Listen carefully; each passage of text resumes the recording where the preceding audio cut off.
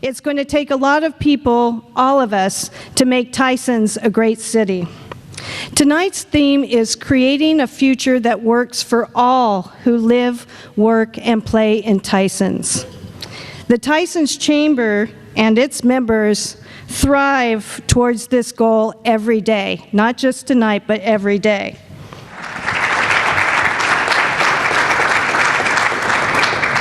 So don't be fooled by how youthful everybody looks up here. There is a lot of experience on this stage, both in commercial development, in retail development, and residential. So we have representatives of all of them to talk about what will it look like and feel like to live in Tysons. We all know that that's a relatively new concept here in the Tysons area. So I can't wait to hear their perspectives on this. So let's get started.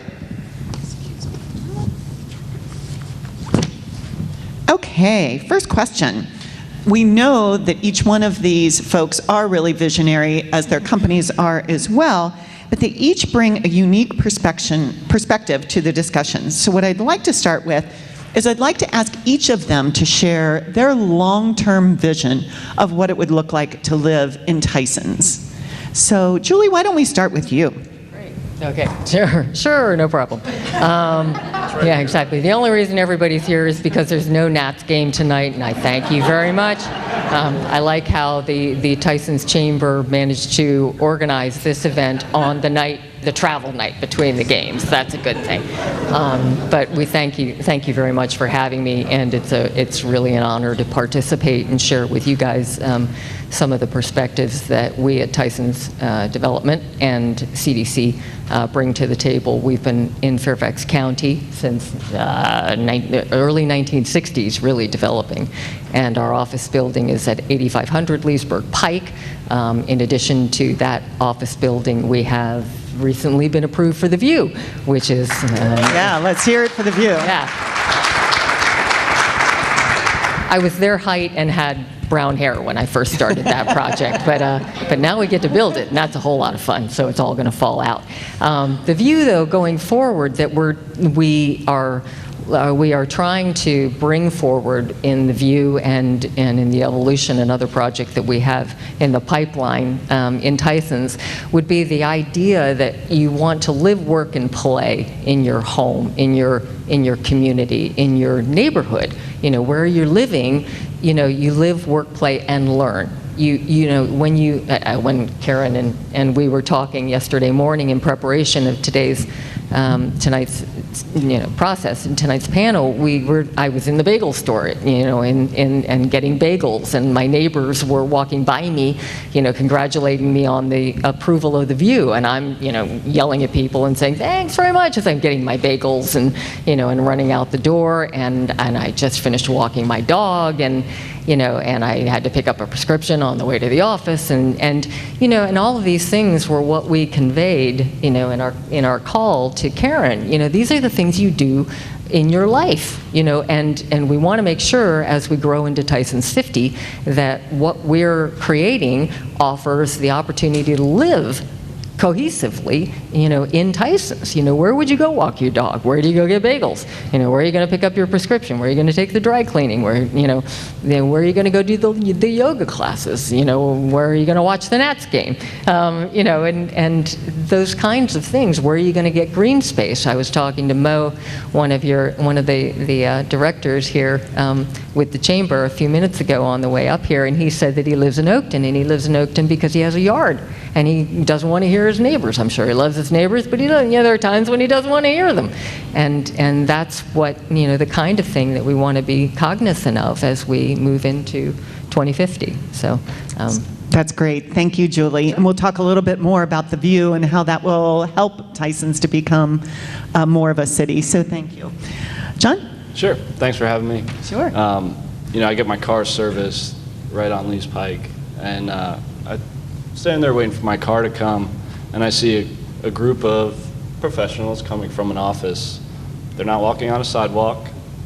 They're walking up a driveway of a car dealership, cutting across that car dealership's parking lot, trying to not get hit by all the cars pulled up from the service department. It might be. And then they cut across a planting strip, which is well worn, right? It's dirt now, and on their way to the metro. And so, you know, the future of Tysons is observing how people use it right now, and then adjusting it to make it easier to live. There's no reason that they should be walking down that sidewalk, walking down that driveway, or walking through a parking lot to get where they need to go. It should be thoughtful and just a community where you can get to where you need, and it's actually a nice experience. And so I think that's really what Tysons should shoot for. That's fantastic. I know they do that when they plan universities or growing school boundaries. They watch where people walk, and that's where they put the walkways. Instead of putting walkways ahead of time, they do it so that they can follow the natural progression of human behavior. So great, thank you. Deirdre? Well, I would have to ask people in the audience, and I think you just moved here. I did, yes. When?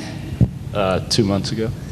Who else moved to Tysons in 2019? I think there was one other person who said they had just moved. Well, I moved here in July. And when I started researching Tysons, and the first thing I saw on Wikipedia was that it was a census-designated area, I'm like, that can't be our brand. It can't be our brand. Can't you just see that on a postcard or an ad?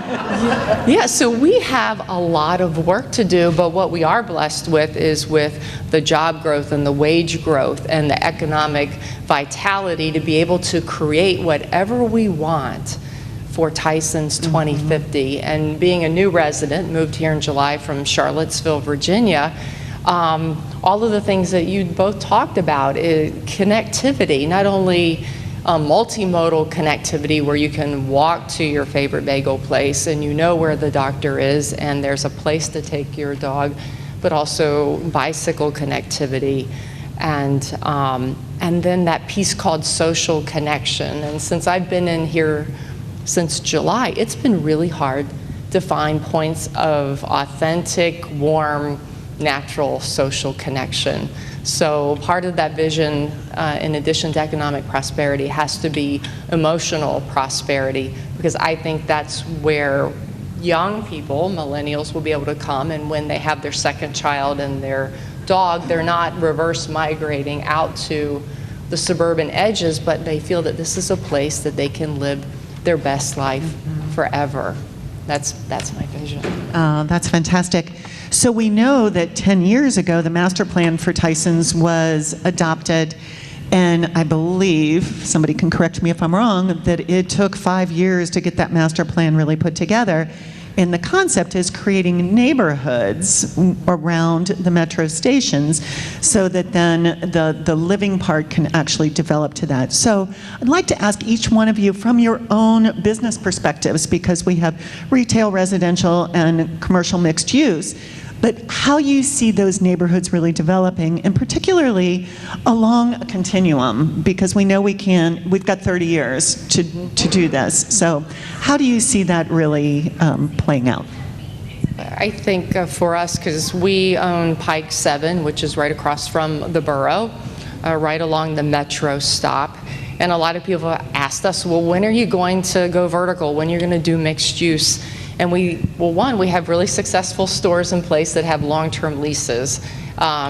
So that allows us, I think, the great opportunity to step back and make sure that what we evolved to on our parcel fits with what the needs are for the community that day, because 5 years, 10 years makes a huge difference in what our world's going to look like from a technology perspective, and I think that's going to influence everything. So I think, the rush to go vertical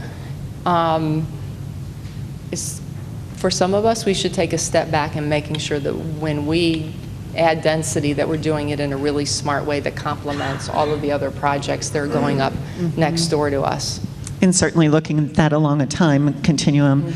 I'm a huge shopper on your plaza. I work out there, and I am a DSW, and now that I'm a grandmother, Carter's and TJ Maxx are the jam. So thank you for doing that. John, how about from a residential perspective?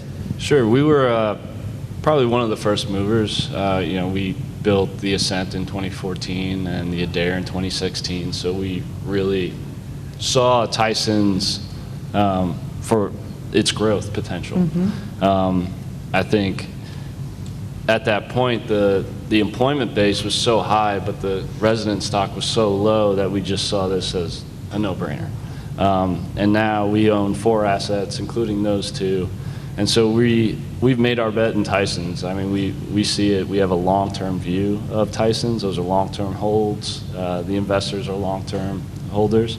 And so, we really, trying to ride the wave here a little bit with Tysons. And then as opportunities present themselves, we'll obviously take a look. But, we're I think an integral part of this community, and the current communities that we have, the apartment communities we have, are a majority of the resident base in this area. Great, thank you. How many of you have been in either one of those properties, the big high-rises, the Adair and the... Great, they're beautiful, absolutely gorgeous. Great, thank you. Julie? He's got a great rooftop. If anybody hasn't been over to that's the Ascent, right? Yeah. Adair. Oh, that's the Adair. Okay. The fancy rooftop. Yeah. Boy, and the views are astronomical. Only to be. I'm glad you chose the. Yeah. Okay. I noticed he used the term "the view." Yeah, exactly. I was. It's ubiquitous now. I think we're on there somewhere. Plugging our project here. Yeah. No, exactly. I'm really glad you asked that question, and I brought with me, in anticipation of that question, what the Urban Land Institute recently generated as a community state of mind, and it defined a community state of mind as communities in which the sense of place is created organically through shared common interests and values. And that really, if you think about it, is exactly what we're going to be focused on. And I think if we keep our eyes on that ball, and create something that's walkable, something that's built organically from the bottom up, with shared common interests, with shared common goals, and that's the way that we'll create that connectivity and keep to a minimum the isolation that we all feel in our various little silos, at this point. I'm at 8500 Leesburg Pike, and I can't tell you the last time I was at 8000 Leesburg Pike. That's silly, and for Tysons to be successful, it needs to be connected and needs to be organic. So shared values, shared interests, shared lifestyles, I think will get us there. That's right. So you refer to your project as City Center, or creating a city center there as well. Could you talk a little bit more about that and how, when you talk about it, it just conjures up this whole vision of how people will move about and what that would look like? Sure. Happy to. Yeah, and we've, in our statement of justification that we provided to the Board of Supervisors, referred to our civic plaza in the middle of our view, 4.5 acres roughly of open green space. It has playground, it has walking trails, it has, it's directly off the Spring Hill Metro station. So you'll walk off the Spring Hill Metro station into 4.5 acres of playground, of open space, of green space, water fountains, landscaping, outdoor movies being projected on the wall of the landing, which is the 2-story with 3 stories above the amphitheater space in the middle of the project. And we think it's really essential for Tysons to have a common, green space that is where large groups and large organizations can gather, and people can gather en masse. When you go to a city, there's a city center, and the view offers that city center, and Tysons doesn't have it now. A center of gravity, a heartbeat, and that's what we want the view to be. That's awesome. Thank you so much. So, with the theme of today being Tysons as a city that's welcoming for all, what components do you think are really important so that people of all types will feel like this is their city? Deirdre, could you kick us off with that one? On the retail side, because I think certainly this is probably an area that lends itself more to a residential and employment conversation, but even on the retail side, to be able to have retailers that can find the common thread and appeal to a broad range of people And for us, that's value. So when you talk about DSW and you talk about TJ Maxx and Carter's and the retailers that we have at Pike 7, we really think they hit the sweet spot of being able to appeal to a wide range of people with a wide range of incomes and be able to provide, a value, the best product for the best price, whatever that is. So you'll see, off the runway items at TJ Maxx, and then you'll see other things. And when I furnished my apartment, I was absolutely there, Home Goods, everywhere else. But also in terms of retailers, is being able to have housing that is affordable for people who provide services. And it's very important for our restaurants and our retailers that they have people who can afford to live in the community that they work. And we think that provides just more value in your everyday life.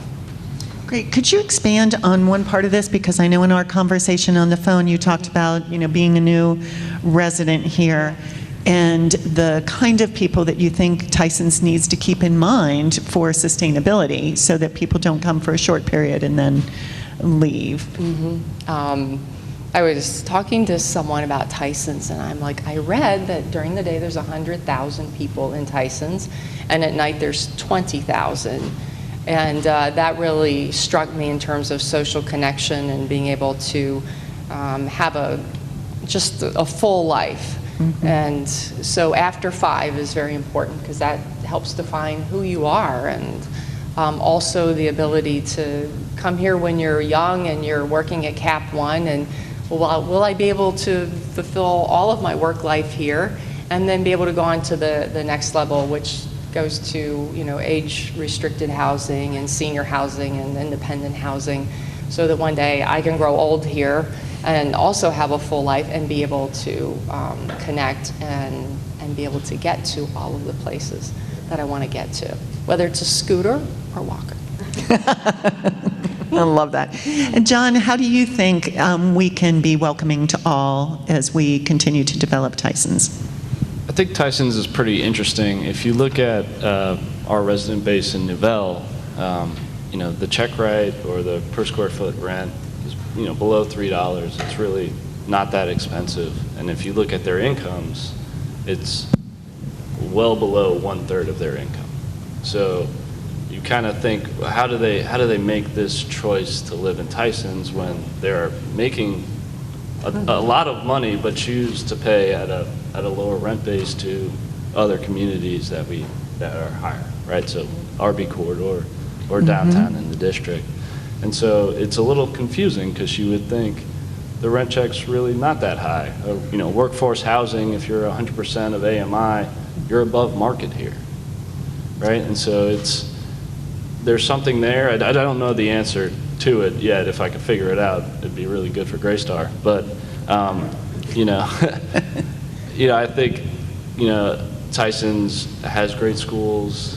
It checks a lot of the boxes for even people who work in the retail, work in that workforce housing component. But we're kind of there as far as the housing need and the rent level. So it's really interesting from a multifamily perspective. That's great to know. Does everybody understand when we throw around acronyms or letters, it's always alphabet soup. AMI is the area median income. And so when we talk about there are requirements for developers and builders to have X percentage of the units be affordable to a certain level of the area median income, and in this case, workforce, which is 80 to 120, is that right? I think it can go down to 60. 65. To 65, great. You're up, Julie. I really appreciate, John, you teeing me up because you just given me cause to put back into motion. No, I've got a workforce housing building that we actually put forward, and we have a conditional plan approval from Fairfax County to take 8,500 down and turn it into a workforce housing bank. And we talked with the county about this concept to serve not affordable housing, which is going to be handled differently, but because of our low basis in this building at 8,500, we could take it down and create a workforce housing complex, which is 65 to 85% is where we're targeting. So we'll be right next door to you. And you've now given me a reason to get back on that because I didn't have anything else to do. But in a workforce housing bank, you know, what we've designed at the Evolution, which is what 8,500 would become, is an entirely 1,400 units of workforce housing, and 1,400 workforce housing being teachers, being firemen, being police officers, and live, work, play, and learn. On site would be daycare. On site would be certification opportunities for journeymen to get their licenses so that electricians can live in the neighborhood where they work and continue their education on site on this property. That's part of the application that we put forward with the Evolution, so that, you know, your kids are there, your opportunities to learn are there, services are there on site, and you can walk to your job, you know, as you're building or, you know, as you're taking care of and being a police officer for, or a security officer for, or a fireman for, you know, the buildings down the street, like at the View, like at the Ascent, like at the Adair, or, you know, we're going over to shop at your shopping center, which I do pretty regularly. But that's what the Evolution's all about, is a workforce bank, and in order to address that need, because we're pricing our workforce out of Tysons, and we don't want to be blind to that. Well, I'm so glad to hear you say that. As a former CEO of Habitat for Humanity, I've spent a lot of time advocating for people in the lower income levels, and I know there's been a huge fear that even at the workforce AMI, you know, that it would be pricing out the average worker who lives in Tysons. So you brought up, Julie, having daycare right in the building and certification. What other services do you see as being critical to having a vibrant community of people that are willing to live here and stay here and continue through those different stages that you mentioned so beautifully, Deirdre? Well, I have to say things that I would look for, like emergency medical care and other medical services that are close by, that make you feel like you have a neighborhood doctor and you can get to them fairly quickly if you want to. I think art fulfills that space, and also worship. We haven't talked about, you know, the spiritual needs of our community, and when you don't have those opportunities within the immediate neighborhood, I think that would be something that's a value add for living Yeah, here. that's great. I hadn't actually really thought about that, but so many people, when they move into a new area, they look for a faith community because it's a great place to be grounded and really meet people with shared value systems. Such a good point. John? As the father of an 18-month-old daughter, daycare is very important. Yeah. It's kind of the first thing you look for in schools, right? So, you know, to your point, I think maybe it's not the price point in Tysons, but maybe we're not fulfilling the need of those workers. And so it's definitely the services, because if the check write's really manageable for this area, then it's really fulfilling the other needs that they don't have. Right. So talk a little more about that. If you were a worker at one of Deirdre's shops, what do you think right now is missing the most for them? I think that's a good question. I think in my previous background, I was in the military, and so I was an officer, and I had enlisted sailors, and so a big important part of their process is getting through like an education on the side. And so certification, ways to be a tradesman, right? You can go work in the Mercedes service department and make $85 an hour if you know how to work on those machines. And so there's kind of a path forward, and they see a place to grow here, and they see a way to kind of climb that ladder just to be more accessible. That's awesome. Julie? To follow up on that, you know, on the other end of the spectrum, one of the things that we see as missing is services for seniors. Within the View, one of the things that's slated to be built is a community center. And we don't have a community center in Tysons. The closest one is Spring Hill. And Spring Hill is overutilized, over capacity. Everybody loves going there. In a community, in a neighborhood, you have a community center, a place where people can gather. But you also want to make sure we're attending to the needs of the seniors. And at the evolution that we were talking about, we're also looking at providing opportunities for people to move on to their next phase of life. When we were on our call, we talked about, who retires at 55 anymore? Everybody, this is a generation where at 55, we now have accumulated experience, accumulated freedom. Thank you, kids, go away, go do your thing. We have accumulated assets, we have accumulated institutional knowledge, and we may want to retire from the first phase, the first job, the first career, and move on to a second career. We're living longer. In 1940, the average mortality age of a woman was 40, and now it's more than double that, and that's 1900 to now.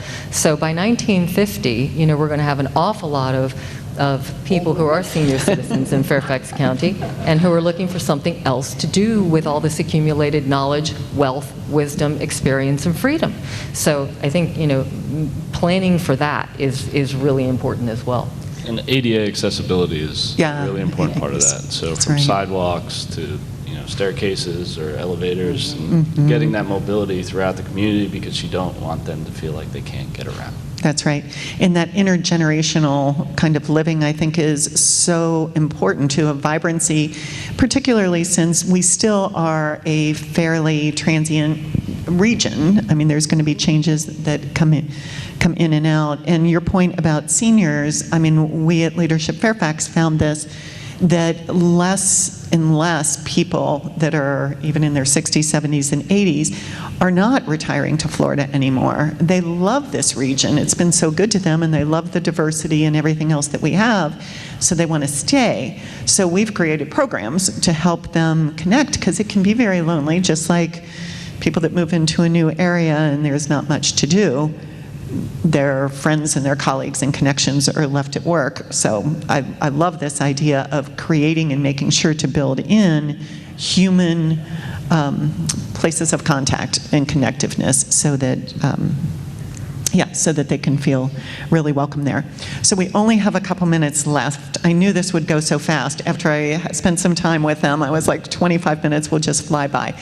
But what I'd love for you to share is, Julie, first of all, from the view standpoint, what's your time frame on that? Because we've all been reading about the approvals, and it's very exciting to think about it coming to fruition.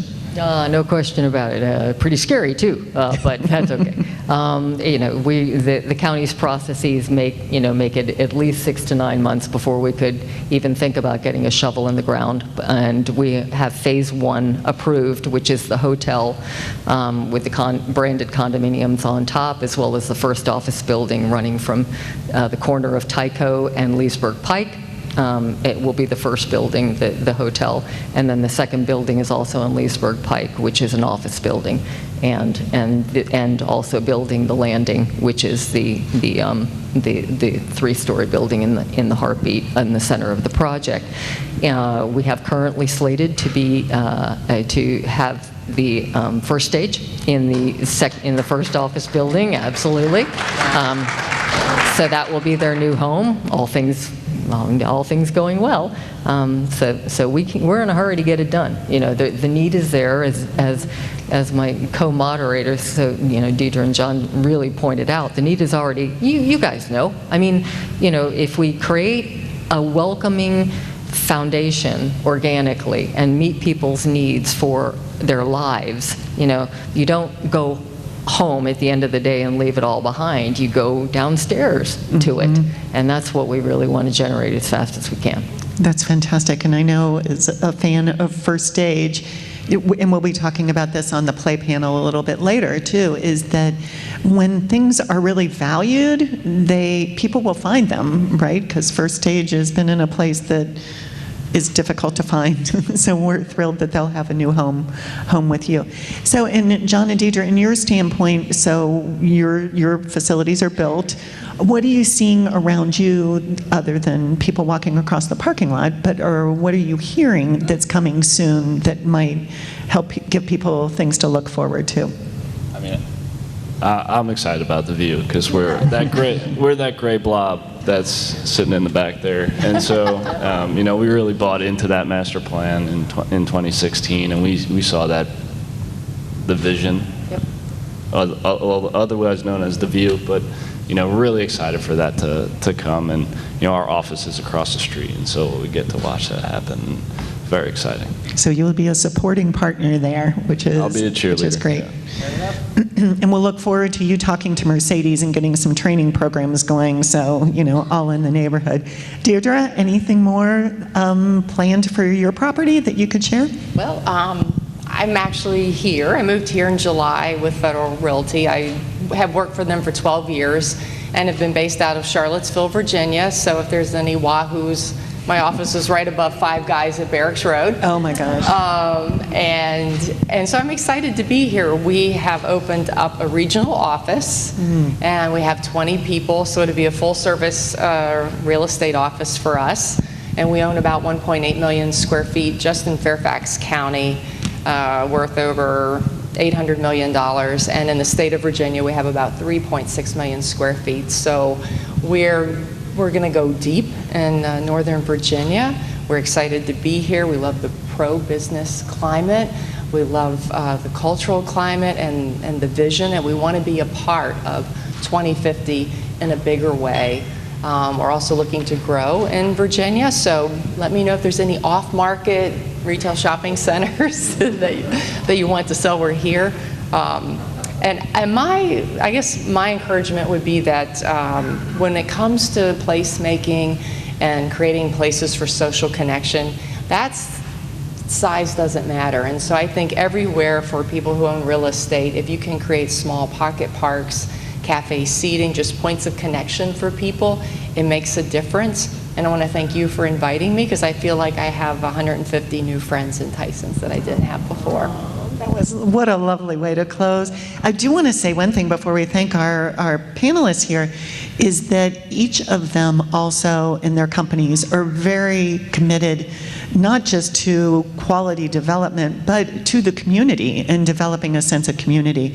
And you know that as chamber members, how important that is, to not just be focused on the return on investment, but also return on vision and mission to the community. So we're so grateful to have you as members of our community, and thank you for spending time with us today. Thank you for really having appreciate us. it. Thank you.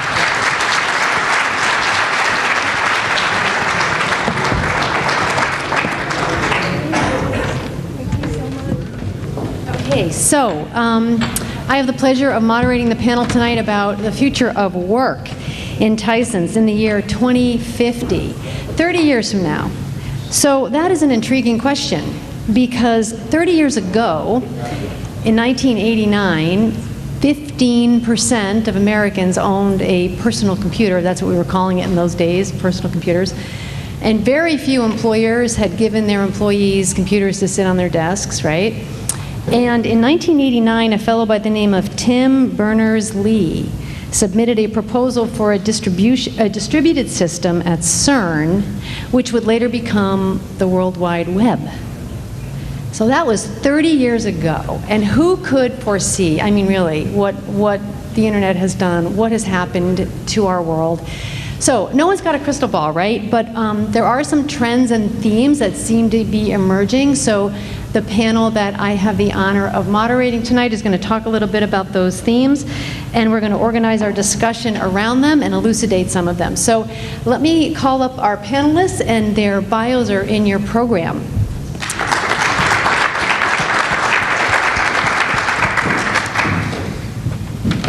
All right. So let's start with the theme of motivation and retention.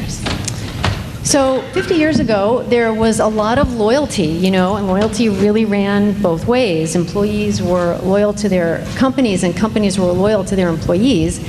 And as a result, there wasn't a whole lot of employee turnover in mid-century, but that has drastically changed, and companies very much need to look at that and analyze that and plan for that. So let's start with you, Anita. Tell us a little bit about KPMG and what you're thinking about in terms of motivating your employees and retaining your employees, and Sure. what that strategy looks like. So we actually had a really interesting retrospective look last year. We went through a culture initiative. What we came out of it was our values are old. So we've had 7 core values. The average employee probably can't name them all. I've been there 20 years, and I think I had to actually ask myself, like, can I recite these all? So this year, we actually are revising our values to keep them short and actionable. But second to that has been this huge focus on citizenship in our firm. So we focus our citizenship efforts around lifelong learning. And I'll share a little bit about those initiatives in a few minutes. But for us, this has been such a driver for our employees. We're a remote workforce. We have a lot of people that are at client sites. They're either in the office or they're not, or they're traveling, and so how do we keep them motivated? And I would say over the last 5 years, there's been a really concerted effort to getting folks to do this. Things around providing them with on-site volunteering. We're doing a great initiative with TutorMate, which is about virtual volunteering. So giving time, 30 minutes in your day at a client site to a young student who needs some guidance. It's been a huge plus.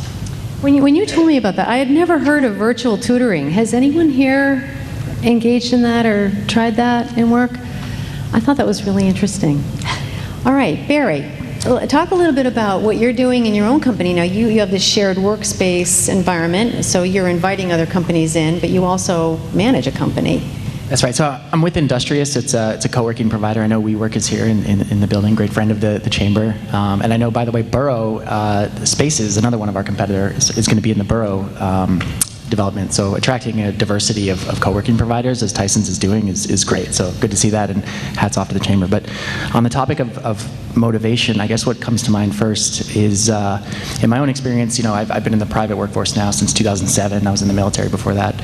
There's been a great convergence just between people's personal lives and their professional lives in a way that goes well beyond just sort of inviting your significant other to the annual, holiday party or whatever the case is, right? And I think as a manager in an organization, I've basically had to get on board with that and motivate people on that basis, right? And I think if you're able to tap into that, the potential just from people's engagement levels, their overall satisfaction in terms of the identification they feel with their work, how they contribute to that along with their peers and colleagues, it's grow the pie. That's one thing I talk about internally. How do we grow the pie here, right? And if you're focused on doing that from a human capital perspective, you're probably tapping into some forces that are pretty good for business too. So that's kind of how I think of motivation.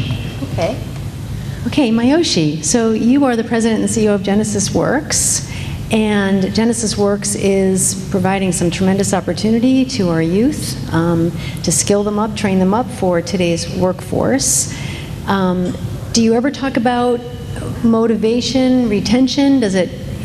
What is the context there within your role at Genesis Works? Absolutely. Yes, so we're a national organization based out of Houston, Texas, and we founded 18 years ago, but launched here actually in the Tysons area 3 years ago. And our goal is to, as you mentioned, we want to identify young people, young underserved students, seniors in high school, and help them find opportunities within companies to work, to expose them and give them experience in a corporate environment. And our whole model is based on identifying those motivated students. It is identifying students who our founder used to call the quiet middle, those who may not be the superstars or may not be the ones that need significant support, but those who have been moving forward and are on track to graduate, but may not have identified their next step. And so what we want to do is grab them before they graduate and possibly become disengaged disengaged and disconnected, and show them and give them an opportunity to be exposed to what a workforce, what a professional environment is like.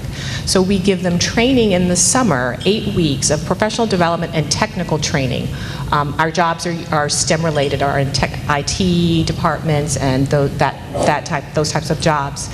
And part of our training is evaluative. We identify students every few weeks. The students must pass a test. They must, and part of that is, what is your commitment? How are you really in for this? Do you want to get a job where you're working part-time during your senior year in high school while going to school?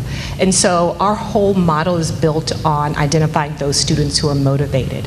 And part of our process of identifying partners is reminding them that turnover is tough in organizations, and so by looking locally at local talent and identifying those and giving those individuals opportunities, you can really build loyalty. Our students are those who are looking to build and improve their own community, their home, and therefore their community, and they're likely to be here. They're likely to stay here. I think I was sharing with the group that 2/3 of the workforce here in this region are not from here. And so you're going to see a lot of turnover as a result of that. You're going to see those individuals that are going to come here for a couple of years, and many of them go back to their homes. Well, we work with local youth and local talent and create, give them skills and tools to be able to work in their own environment. And so we help identify those that are motivated, we give them incentive, and we work with companies that are interested and excited about identifying and working with local talent. So you would say the provision of that opportunity is what is going to motivate them and retain them? Absolutely. Okay. Absolutely. Okay, Maria, you are the principal of Justice High School in the Fairfax County school system. How do you motivate and retain your teachers? Oh, okay. All right. Let's start with that. I can't believe you guys gave a principal a microphone. We're going to be here a while. So I was going to answer it from the perspective of the students, but I'll answer it from the perspective of the students. From the perspective of your own employees, yeah. So from our own employees, our motivation to learn is our teachers want to have choice in how they learn. Mm-hmm. And so it becomes, how do we offer for them professional development that is relevant, but that it's delivered in the way that they want to receive it. Mm-hmm. So we do some virtual learning. We also give them choice within categories, right? It's not just open choice, but we do have choice as to what they pick to learn. So that motivates them. They also want feedback. So people want feedback, they want good and bad feedback, so that they can get better at their craft. So we provide our teachers with feedback that is in a safe place, that is risk-free, that they can take chances. We also provide a lot of opportunities for growth. So they want to be able to, when you're a teacher, not everybody wants to end up being a principal. I'm not sure why, but not everybody. So you're a teacher, so how can you be a teacher leader? So we provide opportunities for that as well, so that our teachers are motivated to continue to learn. Can I give you from the perspective of the kids? Because I've been talking to them this week after our conversation, and what they want is they want their learning to be real life, right? So sort of what we're talking about. They want to learn skills. I tell them, you got to learn the content. You've got to pass this physics class. But they also want to have the skills that they need to be successful in business. And they're very aware of that. They're aware that I have to be a collaborator. I have to learn how to work with other people. I have to use certain tools.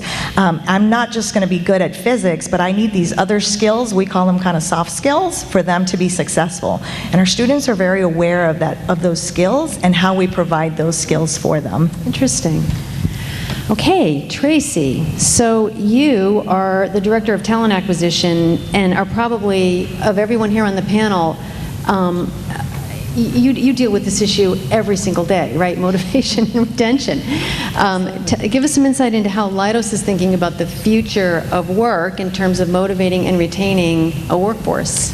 Okay, so I think most people touched on a lot of the topics that I would cover. A couple of different things. One, From a motivation perspective, I think what is most important is understanding what is important to those employees.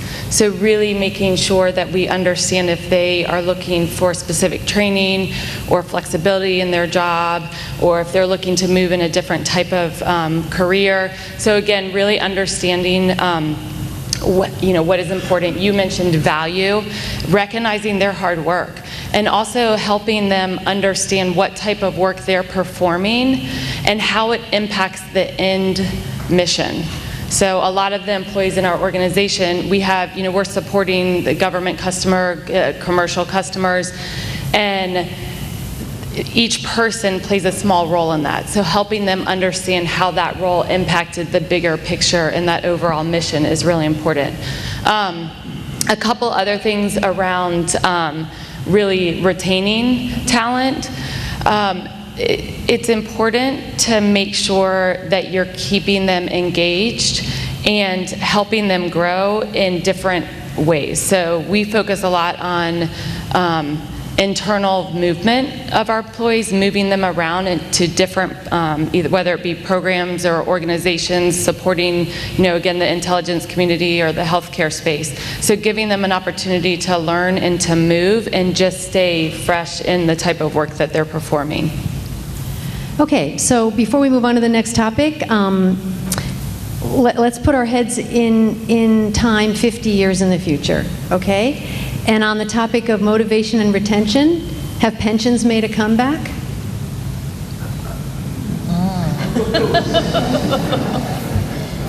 We didn't rehearse this. No. Well, and we were all saying, we're not going to be working in 30 years. So. What do you think? Just a couple sentences. What do you think? No. I think what is the real focus right now is again, people focusing on the type of work that they're performing and giving them an opportunity to learn. Bringing people in, with technology moving so quickly, you need to make sure that you're providing people with the opportunity to learn and grow as the technology evolves. So I don't think pensions, retirement, money is necessarily what motivates and drives people today. Okay. Anyone else want to take a crack at that? You don't have to, but. I think I almost agree. I do agree, because I look at my younger nieces and nephews, and I remember when I was starting out, the first thing my dad said is, you better put some of that money back into your retirement account. And you're like, what? Are you insane? Like, I want to spend it now. And I try to, guide my nieces and nephews, and they want to live in the moment. And they're not thinking about the future. They're not thinking about even a long-time commitment with a company. I was talking at a board meeting today, for me to talk to employees and say, I've been at KPMG 20 years, they're like, what made you stay? And I was like, it's a great place to be. I've been given so many opportunities, and they don't look at it that way. They look at it, well, if I have to leave, or I have to go to the next big thing. So I just don't think, it's not a driver for them. Okay. And I'm going to agree from the sense of my younger teachers. They're looking for an organization that they can believe in the values that they have, and they're not so focused on the pension plan or the long range. On the money or the robustness of the benefits. And I work with young people, like teenagers, and I would agree that they're very interested in learning as many skills as they can and identifying what interests them and having opportunities to explore different interests. So I would agree that, no, I don't think they'll make a comeback. Final thought, I'd just say, I think it's connected to the convergence I kind of mentioned earlier, just people's holistic lives are much more connected, and so if they're able to find that sort of connectivity and sense of home and belonging in an organization, that's priority number one. The future's probably going to take care of itself. Okay. All right, let's talk a little bit about the theme of lifelong learning. You have to learn to be a lifelong learner nowadays. So it's not about what you know today so much as it's about what you can learn so that you're useful tomorrow. So surely this is also a theme you're looking at in your companies. You know, how do you train your people to be lifelong learners? Because tomorrow something is going to come up nobody knows how to do, and someone's got to figure it out. So again, Anita, what is KPMG doing to plan for that kind of training? So kind of talk about it from three perspectives. The first is, I said earlier about our philanthropic commitment. So all of our corporate citizenship initiatives are focused around lifelong learning, and we start with pre-K and we go all the way to helping women advancing women into the C-suite. So when I start with pre-K, 10 years ago, we started a program called KPMG's Families for Literacy. This was about helping schools who were struggling to get books into the hands of children. And so it was a very small program where we just let our employees volunteer to read to kids. And then that turned into donating books. So for our 10-year anniversary, we did a Read to Achieve campaign, 70 offices nationwide, did a huge reading campaign with the kids, and we gave our 4 millionth book out.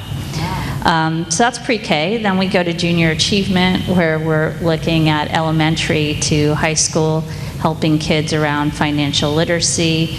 We work with National Academies Foundation in high schools, where we're providing high school kids with internships at KPMG, so giving them not just work experience, but we align them with other partners and employees to kind of guide their time there.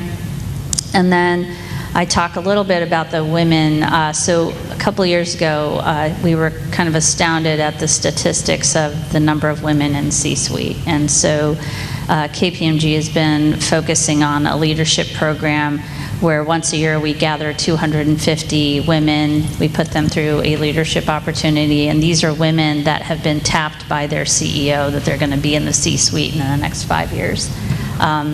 It's a powerful summit. We have Condoleezza Rice there. It's, you're just sort of inspired when you come out. And then the last thing is around nonprofit board service. We're a professional services firm that we tell our people, your knowledge is what you can give back. And so this year we recorded over 25,000 hours of nonprofit board service. And this has been such a driver for our people. The fact that we say, take time from work to go give back to your boards, giving them mini grants to help fund their nonprofit, funding if they have a give or get, helping them fund that, because it can be a little bit of a stretch for our people. But that's been a huge kind of motivator as well for our people. Okay. Barry, lifelong learning. Sure. So we just hired a director of L&D, and that individual now is busy building out a team. And tell people what L&D is. Learning and development. Yep. And increasingly, that's a professional specialization that if you don't know already, people go to school for, and the level of talent that companies such as us are lucky to attract at this point is pretty impressive. And the individual on our team now is building out just a program and hiring individuals to execute on his vision. Includes grants, learning and development grants that build skills related to their work, but professional skills that they can gain outside in the classroom as well. But the meat on the bone there, it kind of comes down to the management culture for me, because I've worked at companies before where they have similar programs like that. Oh, we offer tuition reimbursement, or we offer education, assistance of some kind. But does the management culture really support it? And that's, again, for me, the meat on the bone. And I can tell you, for someone that sits in a lot of management meetings and that kind of thing, we talk a lot about the subscription rate, who's signing up, who's not, why, focusing on this as a point of interest, again, because it makes good business sense, because if you're doing that, you're retaining your people, you're motivating them, you're appealing to them as people, as learning machines first and foremost. So.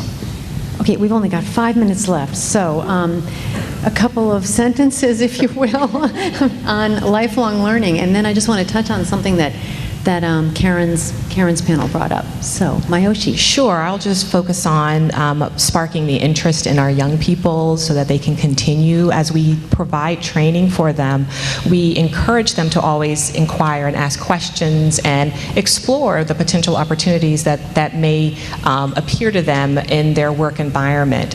And so, we've had lots of students who might have gone in with an interest in one area and realized that they had a real interest in somewhere else, and so they took it upon themselves to really explore it, to learn as much as they can.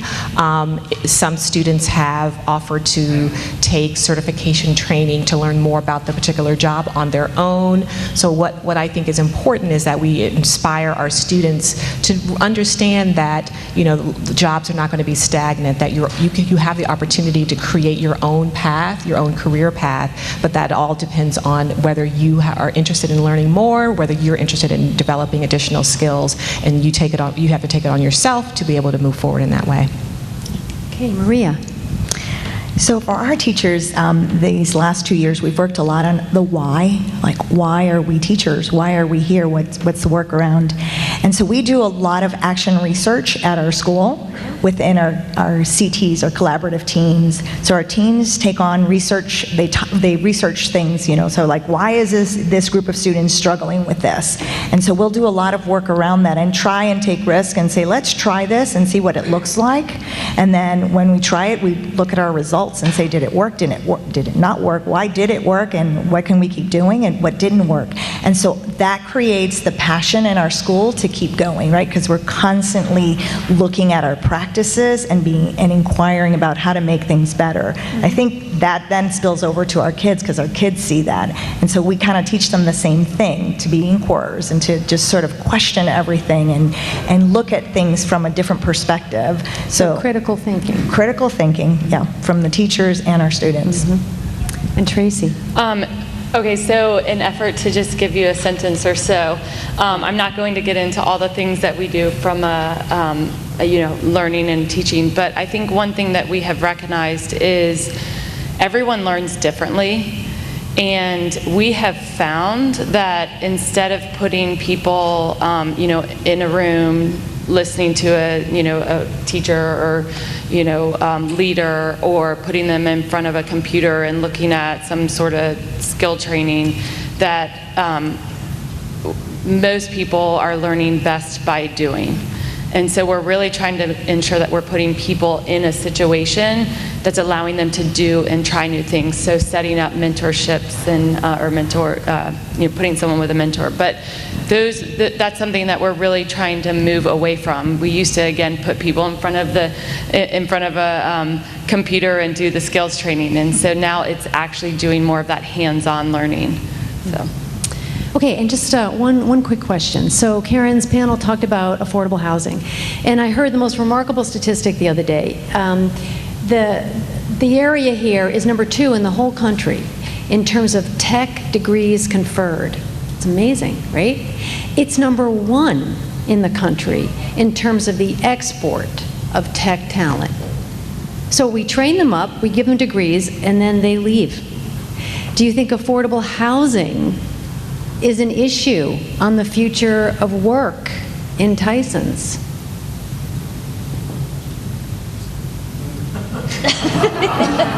It's not a loaded question or anything, but... So actually, I think it is. And just last week, I was hosting a small forum with companies, and we were talking about kind of our philanthropic efforts. And this topic came up about housing. And I'm going to actually throw it out here because one of the groups said, wouldn't it be great for all of us to come together and do some type of event around housing, and how can we as companies work together to promote that? So I think it is an issue. There's a lot of companies that are thinking about it. We're thinking about it. We've added health to our mix because health impacts learning, housing impacts learning. So yeah, I do think it's an issue. I've heard a lot more discussion about affordable housing since Amazon announced than we ever heard before. I mean, we actually said, our office leader, so we just moved to the borough, and our office leader in the Washington Business Journal said, Yeah, Amazon has it, but we're going to add 500 jobs, right? And we're doing a huge push around how to increase our workforce in Tysons. Yeah. Yeah, Amazon's announcement is nothing but good news for Tysons in 2050, wouldn't you say? Exactly. All right. I think that's it for our time, so thank you all very much.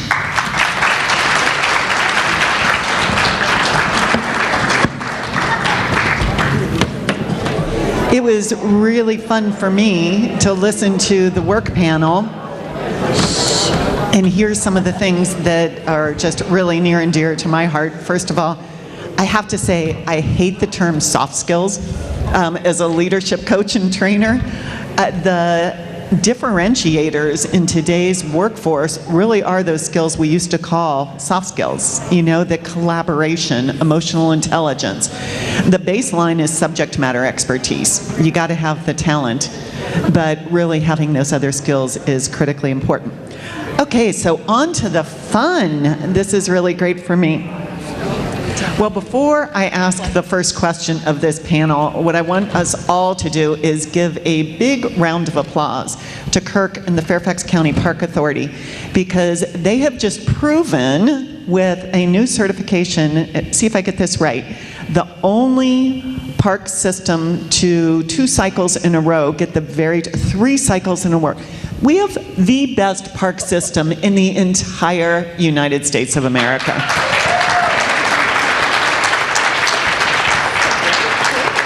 That is a lot to be proud of. So again, we have a lot of talent here on the stage, and all 3 of these individuals have varied background, and not just background right here, although Linda's a little more local than the other 2, but they've spent time in a lot of places.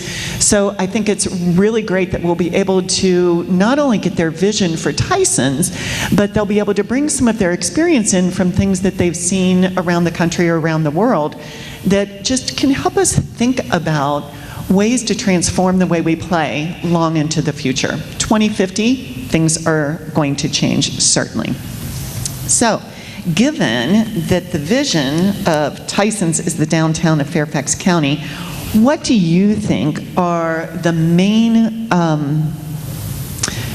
was going to say items, I didn't actually put that word, but the main things to consider when we really think about creating a sense of play and fun here in Tysons Corner? And I'm going to turn to you first, Kirk, on that. Thanks. I think the most important thing from our perspective, my perspective, is the programmatic side. So you've got to activate the space. You have to create spaces that may not be visual to you right now. So roads, streets actually can become places of activity. You look at art festivals, you think of farmers markets, there's multiple examples around the country where those things occur, where they actually use areas that are already developed, already there, and they're used for additional purposes besides a roadway or pedestrian areas. So that's fantastic. Linda, what do you see as the most important factors? I'm going to mirror what's been said, but if Tysons is to be a great place to live, work, and play, then the play really needs to be taken seriously. It's a very important part of community building. So, your leisure activities, the arts, culture, they are collective experiences. They bring people together, and that's what helps to build a community. So, we've got to make sure that we have that programming, those collective opportunities, those high-end experiences that make people happy that they live there. And we heard that a little bit in the Live panel as well, that connectedness. So we'll talk a little bit more in depth from each of their perspectives about what does that really look like in a minute. But Paul, your thoughts on this? Sure. We left a little flyer on the table, and the images are a little bit more urban, you can see, than Tyson. What Linda said is, if you really want this to be a livable play community, it's got to be walkable, and it has to be connected, and it has to be programmed. And it doesn't mean you always have to start with creating something new. It's connecting things that you already have. But I think to play and to live and to work and to have it a 24-hour community, you've got to make this commitment to walkability because it's really car-centric. I think we all know that. And that'll, there's wonderful opportunities here. Those would be my thoughts. That's terrific. So Kirk, I know that in your organization you really study trends of what kind of recreational uses and park systems and all of that. Can you talk a little bit about the evolution that you've been seeing recently, and then how kind of projecting that out the Absolutely. next 15, 20 years? I think one of the things that we've noticed, especially in the last 10 years, as we have become incredibly richer in our diversity in the community, it's the celebration of community. So places, plazas, gathering areas, large park areas where we celebrate various cultures or are multicultural. And giving people the opportunity to gather together, experience food and music and dialogue and intellect and different discussions of activities and what I grew up as and what was the condition where I grew up as. I think the event component is it's growing even more than we've seen in the past. Events have always been a component of what we provide in the system throughout the nation, but I think from the perspective of people are asking for more social time, more time to connect because we are so busy, 24/7 we're LinkedIn or Facebooked in or Twittered in or whatever we're in. And so we really need to use those opportunities to get out, whether it's in a plaza or on a trail or in a connection, as you mentioned, get together, Bogota, Colombia, the Ciclovia, 75 miles of once a week, close the roads and ride bikes together as a big social part of the community. We're seeing that all across the nation now. There's other areas, Boulder, Colorado, Mesa, Arizona, other communities are doing the same thing. They're looking for those opportunities to create social moments and event moments. I think that's something so important, given that not just in our region, but I do think that vibrant regions like ours, that connectiveness is difficult. I know just to get a play date with my friends to meet up with, for a hike or a glass of wine, it takes 6 weeks to get on someone's calendar. Where wouldn't it be nice to be able to walk out the door and know that there's going to be a group of people that are going to be meeting to do something, and I could make more friends to do that. So Linda, you've been immersed in the arts, in all kinds of arts. So before we move on to the question about arts, which I'll give you in a minute, could you share with everybody, if they don't know, what Arts Fairfax is and what your mission is? Thank you. Arts Fairfax was the Arts Council of Fairfax County. We rebranded, but we're what's known as a local arts agency. We're a service organization, and our mission is to grow the arts and make sure that the arts are accessible to all in our community. And so we give grants to the arts, and we also advocate for arts funding and arts policy, and we do initiate some arts services in the community, and then we promote the arts in Fairfax. So so we're really working on building the arts. Great, and I'm also involved in a lot of arts groups, so I know that there's both permanent art, there's temporary art, there's visual arts, there's so much, all of it. So from your vision of where do we start today and where do we go in Tysons, what do you think is the most important? So, and to tag on to the last question about trends, one of the things we've seen in the arts for the past decade and a half is that people want to be more engaged, actively engaged, not just passive audiences. They want to dance, they want to participate in theater, they want to take classes. So there's much more of an active engagement trend going on, and as well as all of the traditional, going to the symphony and going to theater. So what I think, Tysons, the challenge we have, as we all know, is walkability, accessibility, but it's also visibility.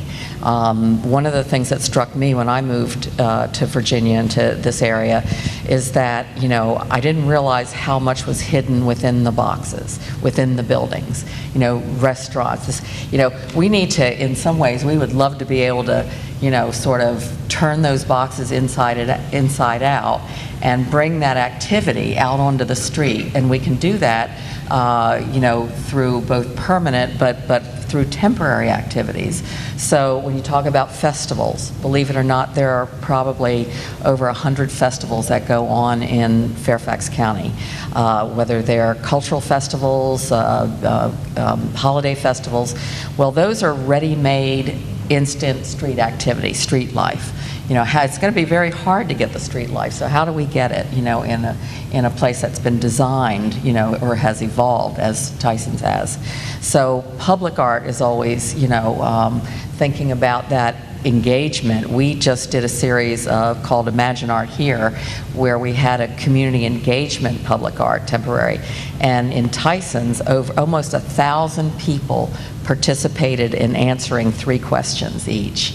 And so that, people want to be engaged. So we're really going to need to think about, that easy activity, and it's never easy, right? It may take closing off roads or whatever it is to get that. But yeah, we've got to get that activity out.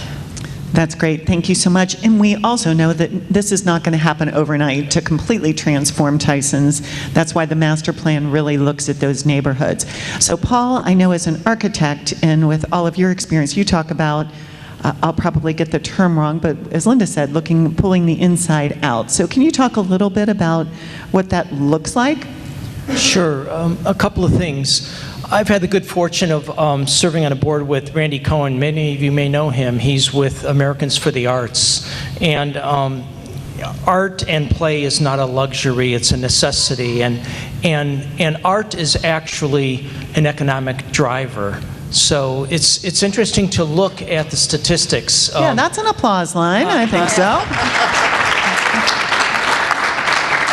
But on average, if someone goes to an arts event or a performing arts event, they're going to spend another $22, and that's just for regional. So, as an architect who works in the cultural and performing arts all over the country, I'm forever fighting that battle. So please, Americans for the Arts, look it up. Look up New Urbanism. Dwayne Platter-Zybert was an amazing firm in Florida who started a lot of that. But to make cities, and you're going to be a city, livable and walkable. This isn't sexy, but these dimensions from building to building and street to street and width of roads, all of that matters. And you got to kind of fill in the gaps and go on a diet with all of this sort of car infrastructure, my 2 cents. But how do you get the inside stuff to look outside? It's a lot of that. You got to fill in the gaps, you got to make it walkable, and then it's going to feel pedestrian. I had dinner yesterday on 17th Northwest and P, just kind of an area I like in DC, and I think we all love that. And the leaves are falling, and people are on the bikes, and people are on the scooters. It's everything that we really feel comfortable with in a city, in a place we want to live and work. So that's stuff to look at. I do again want you to look at that little flyer I left. I meant to say there's a chandelier that hangs over a street, which really branded the place, and it makes the arts alive. And then there are some older cities there that took streets and underutilized resources, which were vast highways, and turned them into greenways, which we then programmed and we made walkable. 50-cent answer to nickel question. I hope that was okay. I love that, and thank you so much for the lead behind. That was really helpful. And a perfect lead into the next question, because of the work particularly you and Kirk have done all over the country, from a really fun, inventive standpoint, talk to us about some of the best that you've seen. Kirk, wow. Want to start? I'm going to, I guess, harken back to my time in Boulder, Colorado, because Boulder gets it. They are a walkable, bikeable, livable community. They get the arts. They have closed off streets, created Pearl Street Mall many years ago. It's a pedestrian way. It's active. It's a place of gathering. They are connected with roads and trails. You can bike and walk anywhere in the city without having to get on the main road. 350 miles of trails in a 25 square mile area. We have 350 miles in Fairfax County, and we're 400 square miles. Wow. So they get it. So Boulder, from my perspective, is absolutely one that really gets the dynamic of kind of energizing and using those available spaces. Boulder also has the luxury of having the Rocky Mountains there, so that's another draw. But That's right, and you also get that feel where you have the different climate zones on all of those pathways as well. That's right. So, Paul? Well, I think, frankly, you're breaking new ground. I'm forever trying to think of what suburban cities have reinvested themselves or reinvented themselves and have been successful in terms of being urban. And I really can't think of any. I mean, we could talk about a whole bunch of edge cities, but they're still edge cities. I think you really have a chance to sort of break the mold and do this. And I can go on and say, you know, the plaza in Kansas City is cool, or Hans Park, what they did in Phoenix is cool, it's downtown, but you're an edge city with a lot of infrastructure, and you have a chance. I just don't think there have been that many reinvented edge cities, not that I or my colleagues can think about. So blaze the trail here, and I think you could do it. So we'll love to come back to the Tysons Chamber in 15 years, and this will be the success that everyone will be using as a model. So Linda, talk to us about some things from a cultural and an art standpoint that you're seeing, not just trends, but you know, what types of activities are pulling the most people in?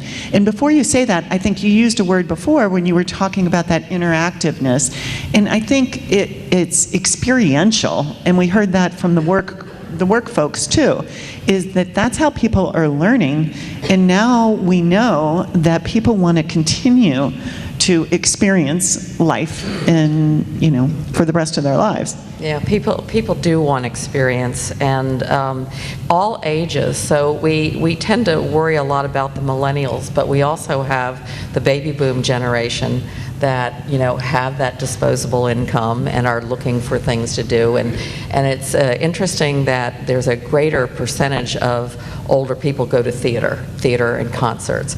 So we're going to be, you know, Tysons is going to be looking at people downsizing, you know, the baby boom generation downsizing from that big house. We're seeing it in Merrifield. I heard one of our district supervisors said that was the biggest surprise. They expected a lot of young people moving into Merrifield, but they found that there was the baby boom generation downsizing. So we need to be serve all ages in our community and serve our community broadly. And so I think, I mean, there's just a gamut of things. I mean, we do need to invest in facilities, but we also need to invest in activity. And one of the things, you know, this does take a while, as you said, it's not going to happen overnight. So one of the things that we're looking at is starting a program called Creative Spaces. There is a lot of inventory, empty inventory in Tysons, and both private and public and county. So we would really like to help see pop-up activities, whether it's a 3-month exhibit, or it's a once-a-month comedy club, or it's a 3-year residency, you know, before a building is torn down. We can, you know, sort of on a short-term basis say, how do we really activate our community and make sure it's active and make sure it's fun and make sure people after work stay in Tysons. Mm-hmm. So, you know, that sort of pop-up activity is a trend, and not always thinking that it's a long-term investment. There are some short-term investments. And then the other thing that's really important to, you know, creating the sense of a nice community, and is a big trend, is public art. And whether that's permanent, permanent and temporary. You can literally rebrand a community, as you're probably better talking about than I am, through public art and what the community looks like visually. There's a reason that Capital One and, you know, Clemente have and Meridian with the borough are investing in public art, because it sets the tone of a community.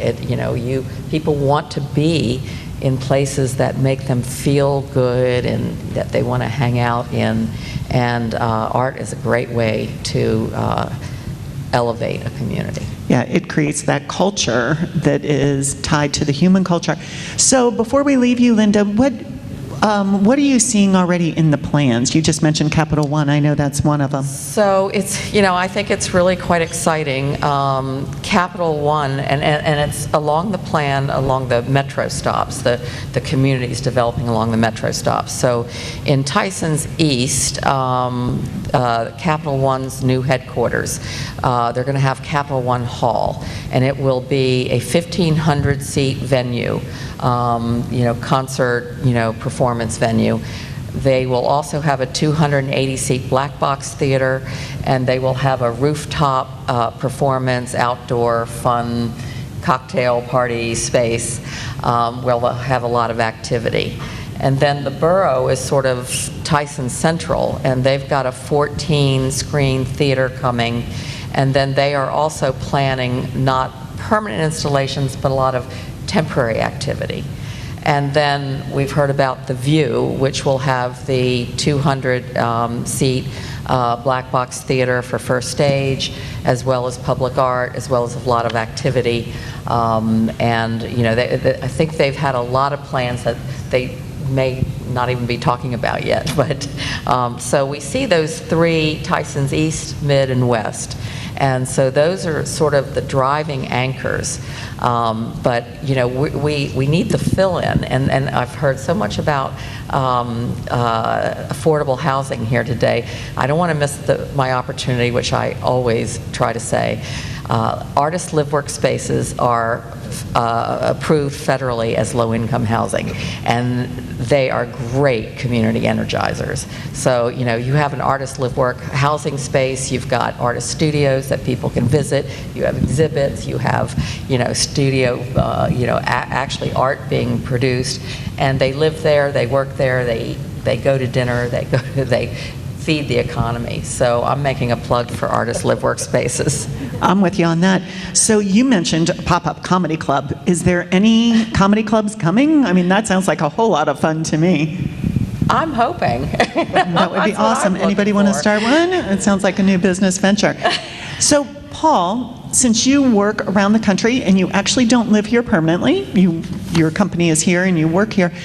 So we're talking about branding, and we know that we're not going to reinvent Tysons completely overnight, but listening to Kirk and Linda talk about, you know, parks and art and all of that, what would be your vision of a brand for Tysons? I hope I'm not voted off the island. Has everybody got tomatoes? I want to read a quote first, and I'm going to ask if anybody knows it, raise their hand.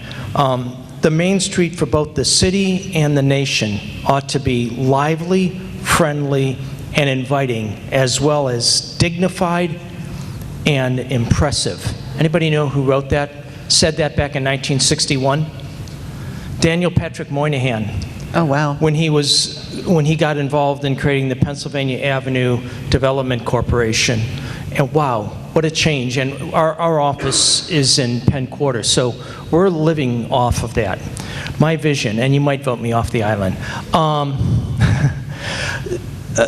So retail is changing, right? You have two big malls here. They're inward looking. One of them looks a little bit distressed. I think one of the stores is going through some change over there, Gallery or two or something. It looks like it's through some construction. So I had a vision. I was at that mall yesterday, and I dreamt, what if the parking area, or that whole parking lot, became a park? What if we took International Drive, I think that's what it's called, and put it underground?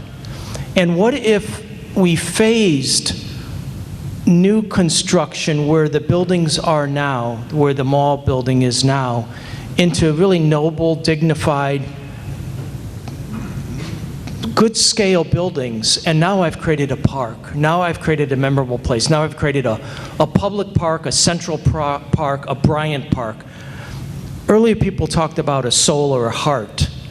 You have a lot of individual developments that all have their own stuff going on inside them, whether it be a daycare or a plus 55 or a theater, but you got to get some of that stuff on the street, and you got to stitch it all together, and I think you need a great park. And you can do a great park. Just like I said earlier, I don't think anybody else has done this. Everybody's strung it together, a string of pearls, or done this, created the lifestyle center. But you can create a great park, and it would be your Acropolis. I think that's almost your tallest point as well. So, yeah, I love that vision. Absolutely love that. And that's a perfect segue back to Kirk because, yeah, let's hear that. He gets to stay. How about that? So this is a long-term plan. And let's talk a little bit more about parks and playing fields, because we also heard that at the View, one of the things they're going to do is a playground, and they'll have walking paths and all of that. So that brings us back to keeping, millennials, if they're here and then they want to start a family, how do we create an environment for that? And how do we phase green spaces in parks in Kirk to make it sustainable here in Tysons? I think one of the things that's different for Fairfax County that is not new to the profession, but it's new to us here, is the partnership that we've developed with the development community. So we have public access but privately owned spaces in perpetuity. They're parkland. But it really, from the Park Authority's perspective, it provides us the opportunity in a partnership to provide public access space for parkland and use. So you heard they're talking about at the View, the movies and the things that are going to be projected out there, and the green space and the playground and the activity there and the community center that they're going to build. That's all in partnership. And that's really the way forward, honestly. It's the way forward for community. We have to work together to create solutions and create dynamics for those changes that are going to happen. That's the only thing eternal is change. And so as we plan and we're not sedentary in our situation, we think and we vision and we live long-term dreams while we're in the present. And we have to have the opportunities, I think, to be fluid. As Tysons changes over the years, 2050, it'll be totally different in 2050 than it is now. Hopefully the streets will be a little more pedestrian friendly. They'll be very active. They'll be robust. It'll be a place. There'll be a sense of place. People will talk of Tysons like they talk about Rome. Wow. Love that. Absolutely love that. We know one of the reasons that Tysons is built the way it is and continued to be built this way with the road-centric and the big parking lots really had to do with a lot with security, at least over since 9/11. So I know that there are a lot of really smart technical people that can come up with new ways to keep us safe and still allow us to have all of this space. Well, I'm looking at the time and we're just about out of time. So I'd like to throw one more question at you, and that is, what seems impossible, but if it were possible, maybe you already answered that, Paul, but if it were possible, would really make all the difference in the world from making Tysons a place where it really is fun and people will live, work, and play here? So as an architect, we have two responsibilities: a professional responsibility to make sure the building stands, and a social responsibility that we're doing the right thing. I think climate change is coming at us, and there's no simple answers to complex problems. We got to nibble at this thing all the time. What seems impossible? I don't know if it's impossible, but I think we have to commit, put our money where our mouth is, say if it's going to be walkable and this is going to be livable, that we're going to try to do it. Otherwise, we're going to continue with what we're doing. We're going to drive in, we're going to drive out. We won't face climate change, and we won't build a livable community. We'll have a wealthy community, we'll have a well-educated community, but we won't have our livable community. So you got to commit, I think, to realize that climate change is real. And how can we reduce the need of the car and make this a livable, walkable, sustainable place? So you're eliminating all cars. That is your... no, it's just how do we, that's not ever going to happen, but, do we have to use our car every day? Can we save it for the weekend when we're going to the hills or something? And everything else, ride your bike. I mean, I try to do that. It's like, forget the car for the week. Yeah, I love that vision. That's beautiful. Linda, paint me your picture. So I'm sitting here thinking accessibility is a big umbrella. It includes the walkability, but we've got to give a lot of thought to the brand or the image that says everyone is welcome here. And, you know, we've mentioned that you do it through programming, you know, we do it visually, we do it through walkability, but I think it has to be really a dedicated, you know, goal, accessibility, because we have a very diverse community, and it's got to be there for everyone. Everyone needs to feel like there's something for them there. That's right, and we talk about diversity all the time as being one of the jewels of this area, but sometimes in our planning, you're right, it's not really considered. So I think that's a lovely goal. Thank you. Kirk? So many great comments, really, that build the future, and I think build the possibility. I think an active, lively place that is multicultural and celebrates that in so many ways: food, entertainment, celebrations of life, celebrations of community, change. I think, obviously, being a park guy, green space that you activate in partnership with some of the roads that are privately owned, and generate a sense of place, again, that is truly dynamic for the region and for the world. Wow, so dynamic and welcoming for all. I think that's a great capstone for this discussion. So thank you all so much, and we so appreciate all that you do for our community.